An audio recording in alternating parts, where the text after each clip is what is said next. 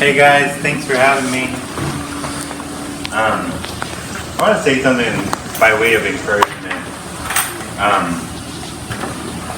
Jason did level 2. I don't know what the mix is in this room, but some people like, oh, that's a lot to do. I don't know. I mean, it was a lot of work to go through a class, make all the inputs,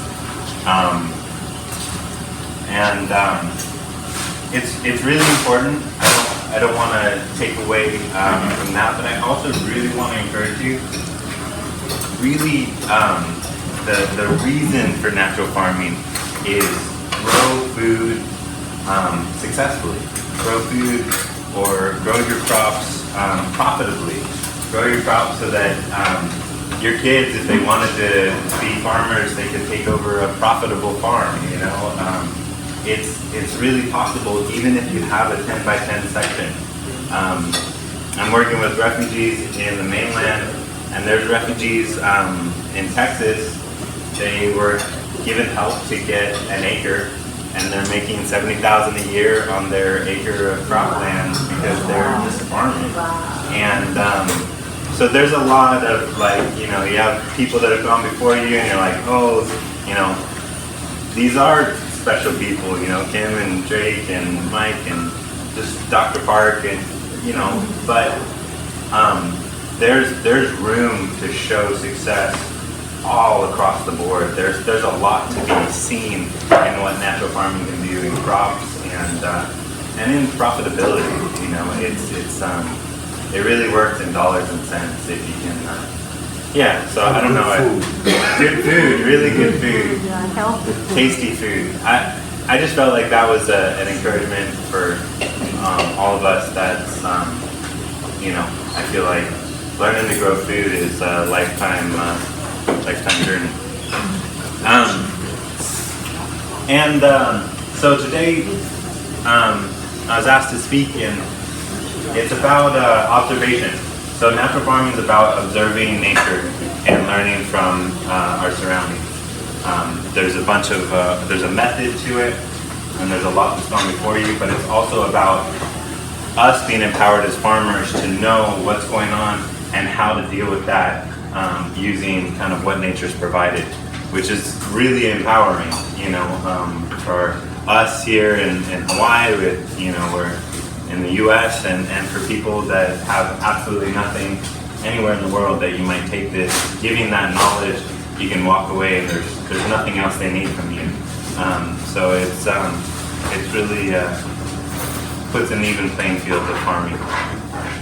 So in our farm, we farm 800 acres of macadamia nuts in North Kohala.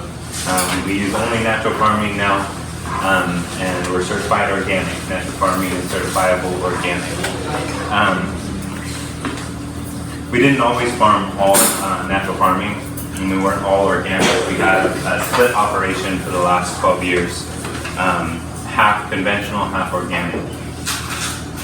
In our, a little bit ago, a friend of ours who's like a Hanai dad, or Hanai uncle, when before my dad remarried, I was at their house a lot, and he came to us. He was at my dad's wedding.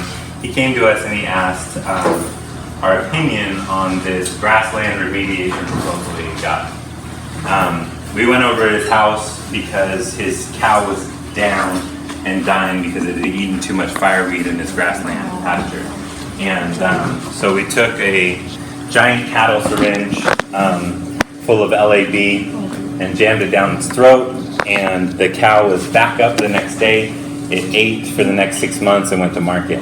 So yeah, really cool. Lactic acid bacteria, just a natural farming input. After that, he got a proposal because his grassland was terrible and mostly fireweed, very, very low productivity of actual grass. He had a little 2 acres. It's his hobby. He's a woodworker, really good woodworker, and really getting older. And his hobby is he gets 2 wean-off cows, real small, and grows them out on his 2 acres. Feeds them with grain sometimes to get them to come to him so that he can lead them into a trailer when they're nice and fat and take them to market. So now his hobby was in jeopardy because his grassland sucked. And so he got a proposal, and the proposal from a contractor was they would disc it 2 times and reseed it, and it was going to be $9,000 and for this 2 acres. And we looked at it, and I was in natural farming several years by this point, and so that's not going to fix this problem, and it's expensive. And what I observed is in our herbicide strips, because on our conventional we were using herbicide. It's much cheaper than mowing, and they herbicide 10 feet out from the tree or 6 feet out from the tree so that you can run and harvest the nuts without mowing all harvest season. I know, terrible. But what I learned through study in Roundup or glyphosate is that it robs the oxygen uptake of soil, or the oxygen permeability in soil. So things suffocate, everything dies. Well, everything microbially dies as well. So in our herbicide strips, the first thing to spring up was fireweed. And I thought, so everything's dead. The first thing to spring up fireweed, well, the first thing to spring up microbially is bacteria. Because bacteria are fast. They can multiply super quickly. Fungal and yeast take a long time to move into a zone. And so I said, that plant loves a bacterially imbalanced environment. So my hypothesis was, if we balance his grassland, he's not going to have fireweed. It's not going to thrive. And so I told him, I asked my dad if I could rent some equipment. We're a family. Nobody gets to use the equipment at our farm for free, so I had to rent it from my family. If I could rent the equipment to do a trial or to test out on my hypothesis and help our kind of family. And so we did I made IMO4. I did a light spading and applied, I didn't rip out any fireweed, I just applied IMO4, did a real light mulch on top of it, and threw grass seed in it. I did a SOS application right after that, which is another natural farming input, soil treatment solution, and then I just watched. And over the period of the next 3 months, all my grass seed popped up. I used signal grass, and I used grass mulch from our mowing that was like California grass, and I spread that, and I spread some light mulch, really light mulch, and the grass started coming up that I seeded, as also the grass from the mulch, pretty well. But I watched the fireweed, and the fireweed started to get powdery mildew. Wow. And then I pull up, we didn't pull any fireweed. I pull up one of the fireweed just to observe the root zone, and it's covered in aphids right at that feed zone where the stalk goes to the roots. And within 3 months, 100% of the fireweed died. And so what happened is it became weak because now it was in an environment that it couldn't thrive in, and so it became the thing predated on by pests, your aphids, your powdery mildew, and so all of it fades out and dies. And then the grassland went ballistic. I did soil biological analysis before and after. There's a huge change in just the general. We went from amoeba is a good marker. We went from 3,000 amoeba per sample to 478,000 amoeba per sample. We tripled flagellates from 3,000 to 9,000. Our nutrient cycling or nitrogen cycling potential went from about 50 per acre to 300 plus, which is their max measurement. The grassland changed just by this introduction. So it's 5. I did it in 2013, so it's 4 years later. The grass is this tall, 2 cattle on it, after the first year, the grass was so tall that instead of running 2 cattle, he brought in 4. And he just they trashed the place and ate like crazy. They got full size and went to market. I said, 4 is too many for 2 acres. You're gonna hurt your grassland. And, so he runs 2 cows per acre. It's like all the grass in Kohala is crispy right now. And Mike DuPont was there, and he's not here now, but he saw the grass just last week, and the grass is this tall and green. So the drought resistance for this land is pretty incredible. I'm going to do a biolab now and just see what's kind of continued to change, but the health is perpetual. There's no need to go back in there and reapply or do anything else. And some county R&D people got interested in that project. They come out to our farm, and so they asked to do a trial on this idea to remediate fireweed. UH has spent, I think, hundreds of thousands of dollars to try and remediate fireweed. So they said, hey, give us a proposal on how to show this, what success you had. And I'm in Boise now, and I looked at it and said, this is going to require like a lot of time in Hawaii, and I just didn't feel like it was realistic for me and my family. And so CGNF Hawaii and Drake are going to run this trial, and they're gonna knock it out. The theory, my hypothesis is that you don't need to do a solid application of IMO, that the liquid IMO3 I make for our farm will work. I've seen it in those herbicide strips. We converted all our conventional over to organic now, and those herbicide strips, the fireweed's gone. We don't see fireweed anymore with just spray applications of liquid IMO. So I think that they're going to have very much the same remediation. So yeah, they're going to run a trial, and that might be something that this organization does in the future, is remediate grassland. Yeah, question? Congratulations, you're awesome. And but fireweed, I heard there are like many different kinds of fireweed in the world. There are. Is this the yellow flower? Yeah, the little yellow flower. Hawaii has there are many plants in the world called fireweed. Hawaii has our grassland version. It's in Montana. It's in a bunch of the same varieties in a bunch of places, but. And then also, you said no need to reapply. Does that mean you only apply it one time and then the grass continues to be this tall and green? So I did a 6-month follow-up application. Sorry, it's spray. I just thought it was a good idea. The grass wasn't showing stress or anything. But since 6 months after application, which I applied in 2013, 6 months later I applied an SOS, a liquid IMO.